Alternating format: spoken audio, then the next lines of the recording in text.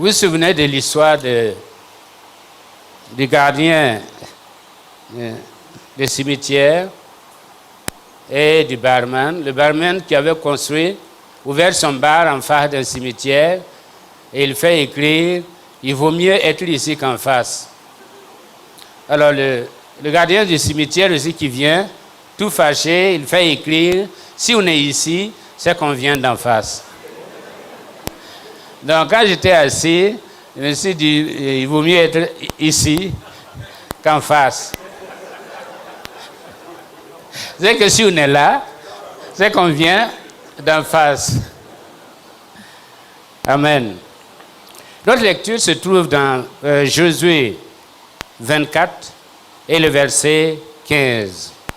Josué 24, verset 15. Et si vous ne trouvez pas bon de servir l'Éternel, choisissez aujourd'hui qui vous voulez servir. Ou le Dieu que servaient vos pères au-delà du fleuve, ou le Dieu des Amoréens dans le pays où vous habitez. Moi et ma maison, nous servirons l'Éternel. Amen. Il y a dans la vie de l'homme, dans la vie surtout de l'enfant de Dieu, des moments où il faut marquer des pauses.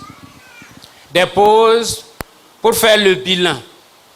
Des pauses pour savoir, pour voir et pour savoir si nous sommes là où Dieu nous veut, si nous avons, selon le cahier des charges, et si nous avons accompli la mission, si nous sommes vraiment en harmonie avec notre Dieu et notre mission. Dans Exode dans Deutéronome au chapitre 28, à partir du chapitre 28 jusqu'à la fin, on voit qu'à la fin de la vie de Moïse, ils ont là aussi marqué une pause, où Moïse a relu la loi, et surtout Moïse a raconté l'histoire d'Israël, depuis la naissance jusqu'à leur établissement, et en tout cas jusqu'à là où ils sont. Ils n'étaient pas encore entrés dans le pays promis, mais Dieu avait déjà fait la promesse, et pour Moïse, c'était un acquis. C'est le déjà et pas encore, donc on peut faire positivement le bilan.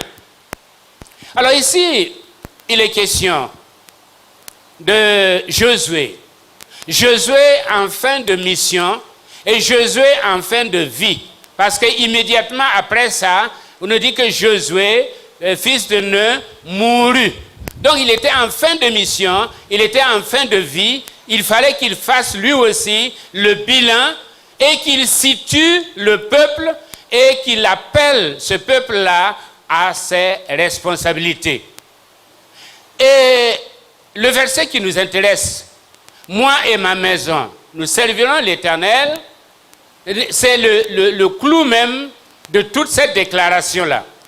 Parce qu'en fait, le point focal de cette rencontre, c'est d'amener les enfants d'Israël à signer une nouvelle alliance, à entrer dans une nouvelle alliance ou à revoir l'ancienne alliance, mais à se réengager. À se réengager. Donc, qu'est-ce qu'on faisait? Eh bien, c'est un principe qui était connu du milieu ambiant. Eh bien, c'est la loi du suzerain et du vassal. C'est le principe du suzerain et du vassal, ou si vous voulez, du patron et de l'employé.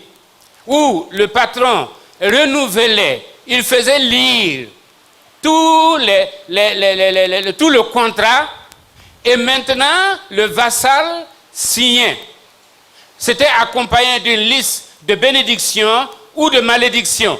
S'il y a obéissance ou désobéissance, s'il y a fidélité ou infidélité, s'il y a attachement ou manque d'attachement. Et c'est ce que Jésus a fait.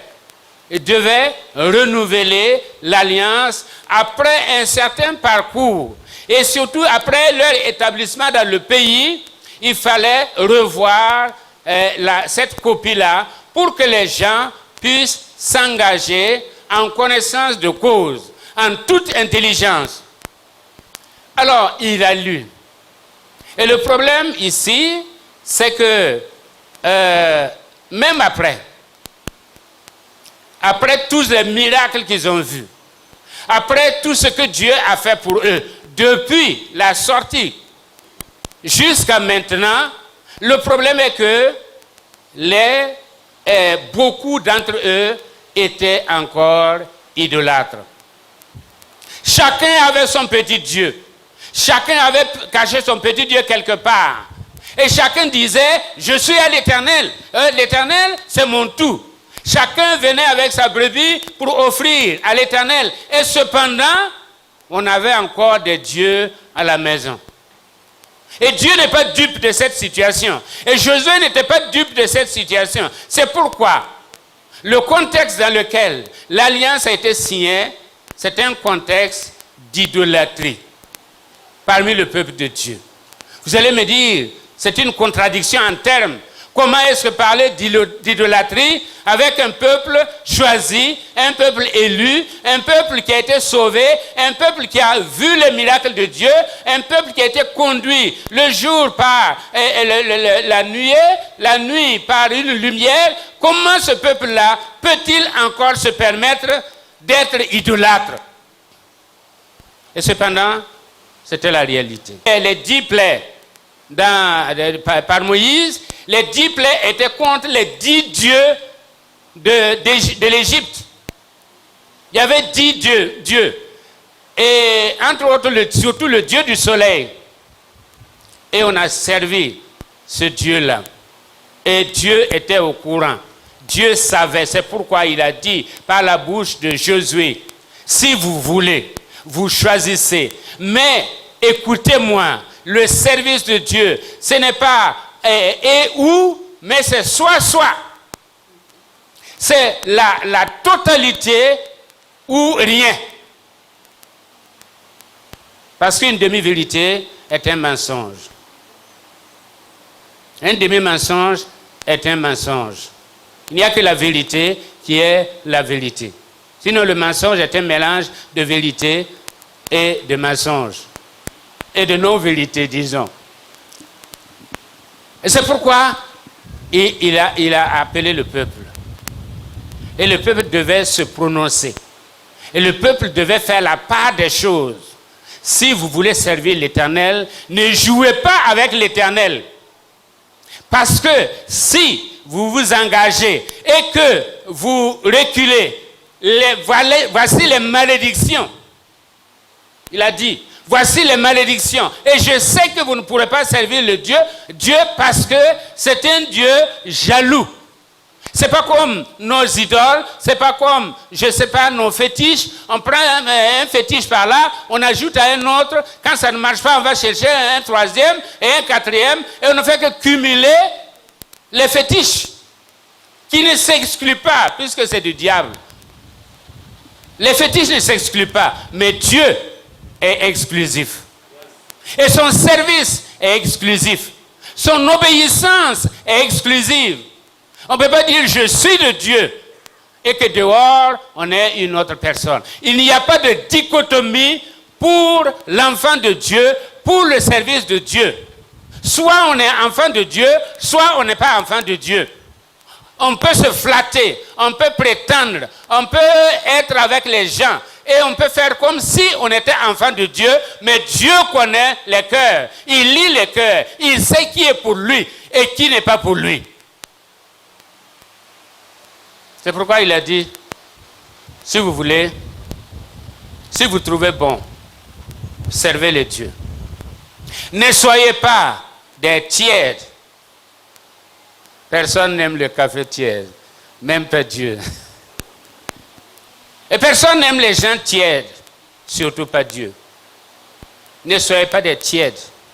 Si vous êtes pour Dieu, soyez pour Dieu. Si vous n'êtes pas pour Dieu, soyez ailleurs.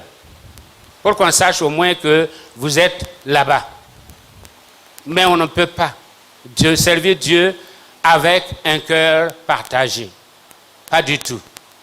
Et Josué, pour donner l'exemple, pour être le précurseur, de cette alliance-là, il s'est engagé.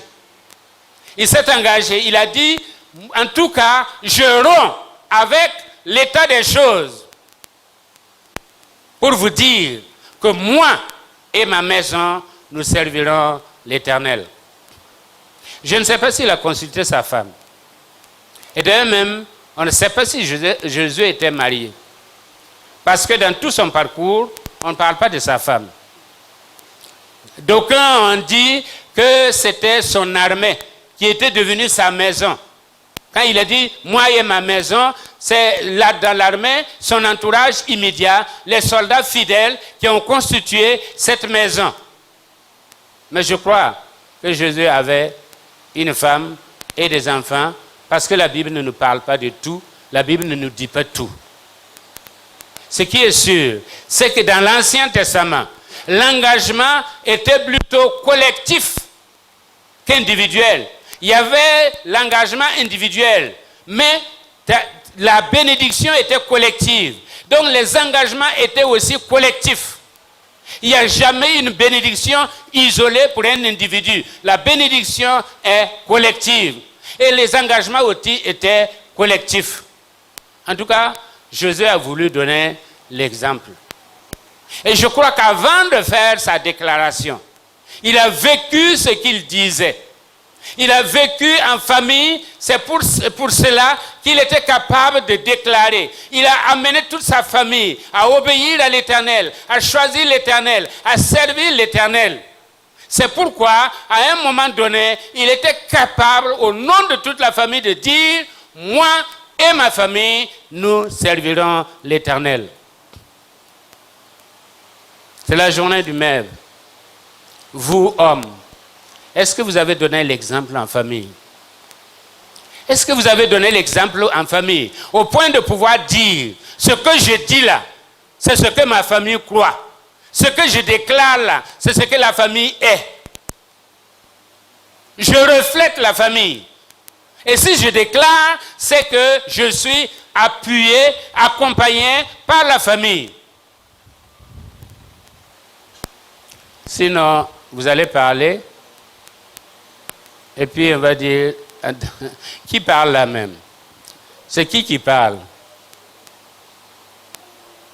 C'est arrivé une fois dans une église. Quelqu'un qui s'est levé, il a commencé à rendre témoignage, et sa femme à côté a dit, bon, écoute, assois-toi, on se verra à la maison. Parce qu'il y a beaucoup de détails qui n'étaient pas justes, n'étaient pas corrects. Mais Josué a connu Dieu, il a fait connaître Dieu à sa famille, c'est pourquoi il parle au nom de sa famille. Parce que la déclaration, c'est d'abord une déclaration de mission. C'est une déclaration de mission. Moi et ma famille. C'est-à-dire notre mission. La mission de notre famille, c'est de servir l'Éternel. Servir l'Éternel. Nous en faisons une primauté. Nous en faisons une priorité. C'est Dieu d'abord, le reste ensuite. Tu aimeras le Seigneur de tout ton cœur, de toute ton âme et de toute ta pensée. Dieu d'abord, le reste ensuite.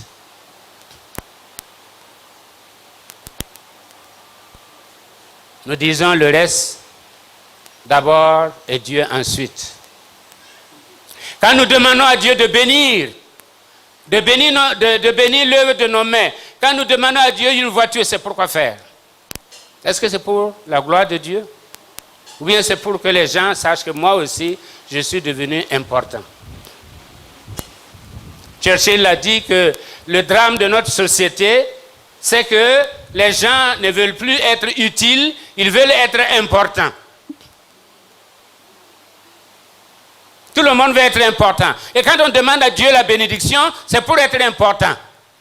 C'est quand on demande à Dieu, eh bien, des positions, c'est pour être important. Quand on demande à Dieu des occupations, c'est pour être important. Quand on demande à Dieu de l'argent, c'est pour être important et non pas pour être utile.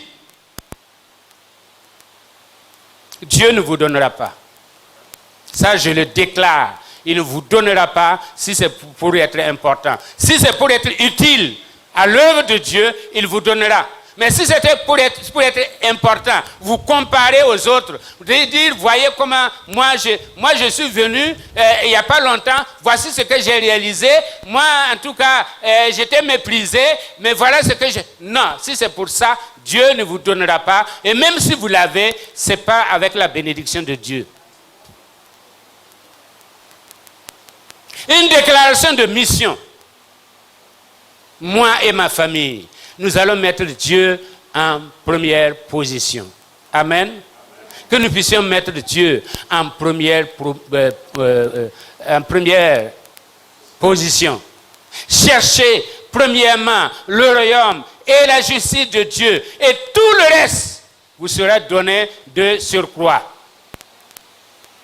Pourquoi nous ne sommes pas bénis? Parce que nous ne cherchons pas premièrement le royaume des cieux.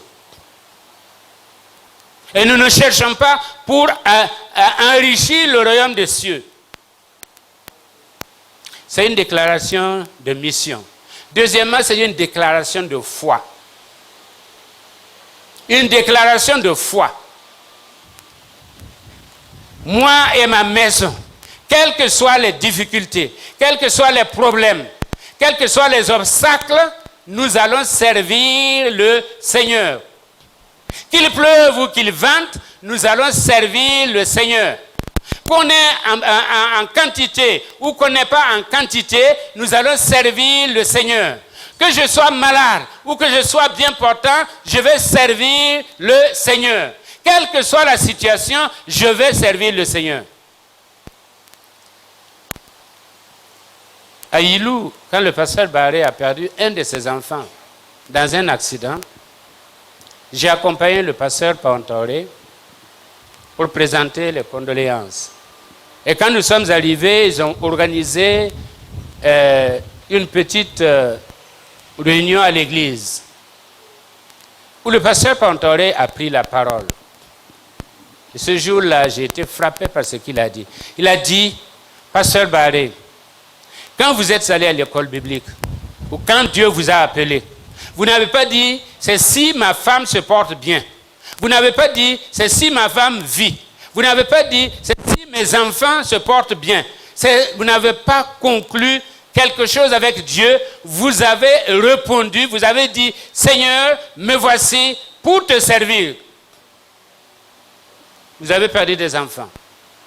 Et vous venez de perdre un enfant. Et votre femme ne se porte pas bien. Mais ce n'est pas pour autant que vous allez rompre votre alliance avec Dieu. Ce n'est pas pour autant. Parce que cette déclaration est une déclaration de foi.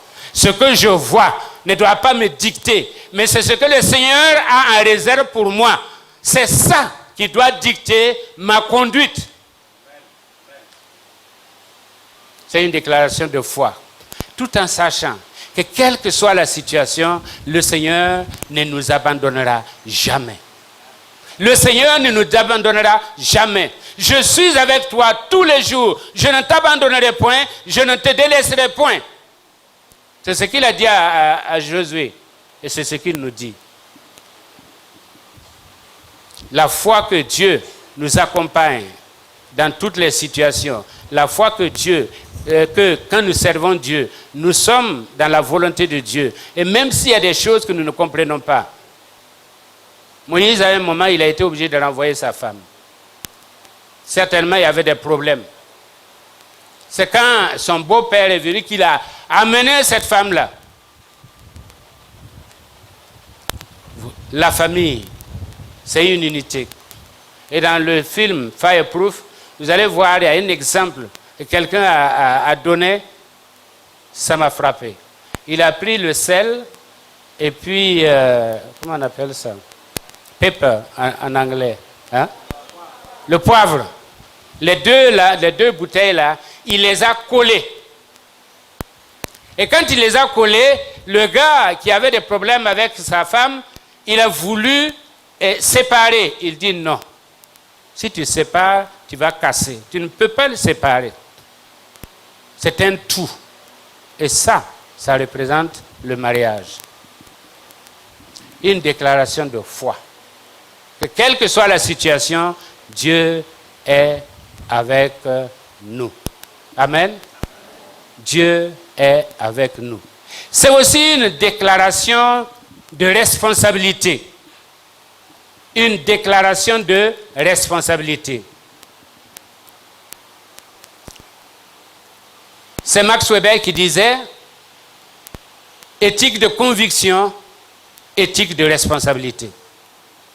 Si tu es convaincu, si tu as une conviction intérieure, ça doit se manifester dans ta responsabilité extérieure. Si tu es un parent convaincu, ça doit se manifester. Enfin, un mari convaincu, ça doit se manifester dans les relations avec ta femme, dans les relations avec ton mari. Éthique de conviction, éthique de responsabilité. Je m'assume en tant que tel. Je ne laisserai pas quelqu'un d'autre dicter la loi. Je ne laisserai pas quelqu'un d'autre influencer ma direction. Je m'assume en tant que tel. Éthique de conviction, éthique de responsabilité. Être homme, c'est être responsable. Être homme, c'est vraiment s'attendre à Dieu. Être homme, c'est des fois marcher seul. Être homme, c'est des fois marcher incompris.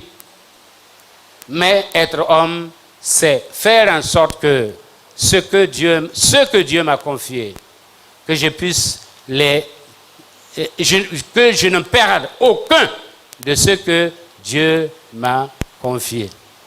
Au contraire, que je puisse amener tout un chacun à Dieu. C'est entre autres déclarations, entre autres significations de la déclaration de Josué. Mais en tout cas, Josué savait de quoi il parlait. Autre signification de sa déclaration, c'est une déclaration de sacrifice. Je suis prêt pour le sacrifice, pour que moi et ma maison, nous puissions servir l'Éternel. Je suis prêt à me sacrifier, à sacrifier des amis, s'ils ne marchent pas dans la même ligne. Ceux qui veulent que le soir, après le boulot, on se retrouve sur les chaises blanches là. Quand tu trouves une chaise blanche dehors, c'est qu'il y a quelque chose. Les amis de ces gens-là, il faut les sacrifier. Il faut les sacrifier pour la cause de la grande cause, la cause de Jésus-Christ. J'accepte le sacrifice parce qu'à un moment donné, l'obéissance de Dieu va demander de moi une conduite exemplaire. Une conduite exemplaire. Un sacrifice. Parce que la femme et les enfants me regardent. Qu'est-ce qu'ils tirent de moi? Quand il y a une situation de crise, quand il y a une situation où ça ne va pas, de maladie, de catastrophe, la femme et les enfants regardent l'homme. Et ta conduite va affecter toute la famille. Il faut accepter le sacrifice. Et des fois, il faut sourire, alors qu'à l'intérieur, tu pleures. Tout ça, c'est le sacrifice pour que nous puissions représenter notre Dieu.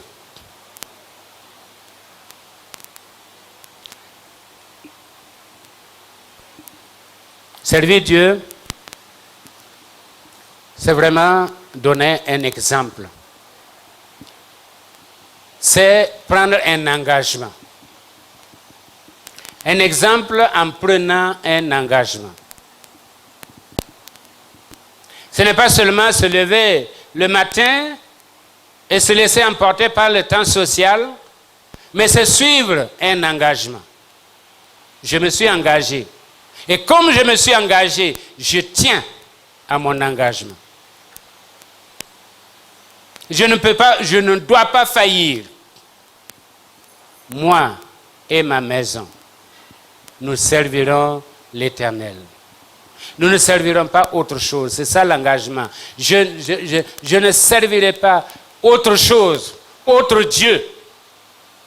Et les dieux, aujourd'hui, c'est l'économisme, c'est le technicisme, etc. C'est le scientisme, les trois dieux que c'est le monde aujourd'hui. Et la plupart des facultés, des universités sont des facultés de théologie qui fabriquent les adorateurs de ces dieux-là. Qu'est-ce que tu sers aujourd'hui? Qui sers-tu aujourd'hui? Est-ce que tu ne sers pas le Dieu qu'ont servi nos parents dans l'animisme? Parce que quand ça ne va pas, tu cours à droite et à gauche. C'est la marque de l'animisme. Il y a combien? Peut-être pas dans cette église. Amen, dans cette église, ça n'existe pas. Mais il y a combien qui ont couru de prière en prière, de prieuse en prieuse? C'est de l'animisme. C'est de la consultation. Vous servez le Dieu qu'ont servi vos pères. Pourquoi ne pas cultiver une foi personnelle? Est-ce que Dieu c'est l'apanage de quelqu'un d'autre? Est-ce que Dieu c'est la priorité de quelqu'un d'autre? Pourquoi vous allez emprunter ce qui vous appartient?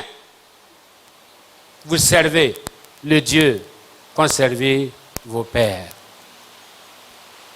Ou bien le Dieu de maintenant. Parce que le problème des enfants d'Israël, c'était que le Dieu des Amoréens, c'était le Dieu de la fertilité. Et comme ils sont passés de nomades à sédentaires, d'éleveurs à agriculteurs, eh bien, ils étaient tentés par le Dieu de la fertilité. Est-ce que nous ne sommes pas tentés aujourd'hui par le Dieu de l'argent? Le Dieu de l'argent. Et à cause de l'argent, qu'est-ce qu'on ne fait pas? On vend sa mère. On tue ses enfants. On tue sa femme ou son mari pour avoir de l'argent. Et ce que je vous dis, ce n'est pas hors de l'église. C'est dans l'église. C'est dans l'église. Ils servent le Dieu des Amoréens. En tant que responsables, cherchons à servir le Dieu vivant, Jéhovah, le Dieu tout-puissant, l'Éternel, celui qui ne change pas, celui qui est toujours le même, celui qui nous a sauvés, celui qui nous a conditionnés, celui qui nous a positionnés.